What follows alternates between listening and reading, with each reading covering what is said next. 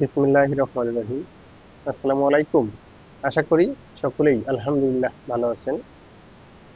আজকে আলোচনায় আসি। চারপাশে আমরা কত ভালো কাজ দেখি, আবার দেখি কত অন্যায় আর অবিচার। কখনো কি মনে হয়েছে যারা ভালো কাজ করে তারা সবসময় পুরস্কার পায় না?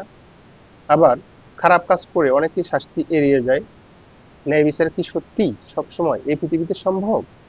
আজ আমরা বিখ্যাত দার্শনিক ইমানুয়েল কান্টের একটি গুরুত্বপূর্ণ ধারণা নিয়ে আলোচনা করব, যা ঈশ্বরের অস্তিত্বের পক্ষে একটি শক্তিশালী নৈতিক যুক্তি তৈরি করে। চলুন এই আকর্ষণ আলোচনায় ঘুরে আসা যাক। আমরা সবাই ন্যায় বিচার চাই, ভালো কাজের স্বীকৃতি এবং খারাপ কাজের শাস্তি চাই। এটা আমাদের সহজাত প্রত্যাশা।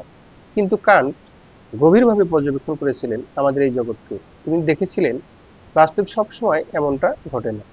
সৎ নীতিবান মানুষ অনেক কষ্টে জীবনযাপন করতে পারে, তাদের ভালো কাজের কোনো দৃশ্যমান পুরস্কার নাও থাকতে পারে। অন্যদিকে অসৎ ও খারাপ লোকেরা তাদের কুকর্মের পরেও সুখী ও সমৃদ্ধ জীবনযাপন কাটাতে পারে।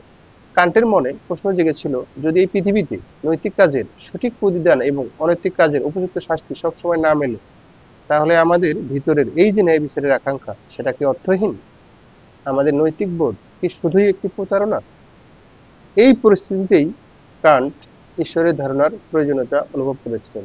তিনি যুক্তি দিয়েছিলেন, আমাদের নৈতিক বোধ এবং ন্যায় বিচারের আকাঙ্ক্ষা যদি পূর্ণতা লাভ করতে চায়, তাহলে এমন একটি স্থান এবং সময়ের প্রয়োজন যেখানে সকল ভালো ও খারাপ কাজের নিখুঁত বিচার হবে। এই বিচার কার্য যিনি করবেন তিনি অবশ্যই হবেন সর্বশক্তিমান এবং ন্যায়পরায়ণ। তিনিই আল্লাহ, ঈশ্বর বা সৃষ্টিকর্তা।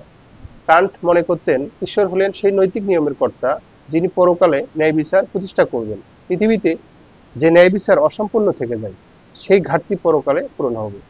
যারা সৎ জীবনযাপন করেছেন তারা তাদের সততার পুরস্কার পাবেন, আর যারা অন্যায় করেছেন তারা তাদের কর্মের ফল ভোগ করবেন। কান্টের এই যুক্তি আমাদের নৈতিক জীবনযাপনে একটি নতুন মাত্রা যোগ করে। যদি আমরা বিশ্বাস করি যে আমাদের কর্মের চূড়ান্ত বিচার হবে, তাহলে আমরা আরো বেশি নীতিবোধের সাথে জীবনযাপন করতে উৎসাহিত হই। এমনকি যখন পৃথিবীতে আমাদের ভালো কাজের কোনো তাৎক্ষণিক প্রতিদান নাও মেলে, তখনও আমরা এই বিশ্বাসে স্থির থাকতে পারি যে ন্যায় বিচার শেষ পর্যন্ত প্রতিষ্ঠিত হবে। পৃথিবীর বিভিন্ন ধর্ম ও সংস্কৃতিতে পরকালের ধারণা এবং ন্যায় বিচারের বিশ্বাস বিদ্যমান। কান্টের যুক্তি সেই বিশ্বাসগুলোকে দার্শনিক ভিত্তি দিতে সাহায্য করে। এটি আমাদের মনে আশার সঞ্চার করে যে এই ক্ষণস্থায়ী জীবনে যদি ন্যায় বিচার নাও পাই, তবুও একটি চূড়ান্ত ন্যায় বিচারকারী শক্তি বিদ্যমান, যিনি সকল মানুষের কর্মের সঠিক মূল্যায়ন করবেন। ইমানুয়েল কান্টের নৈতিক যুক্তি ঈশ্বরের অস্তিত্বের পক্ষে একটি জোরালো প্রমাণ হিসেবে বিবেচিত হয়। এটি আমাদের নৈতিক আকাঙ্ক্ষা এবং ন্যায় বিচারের ধারণাকে একটি গভীর তাৎপর্য দান করে।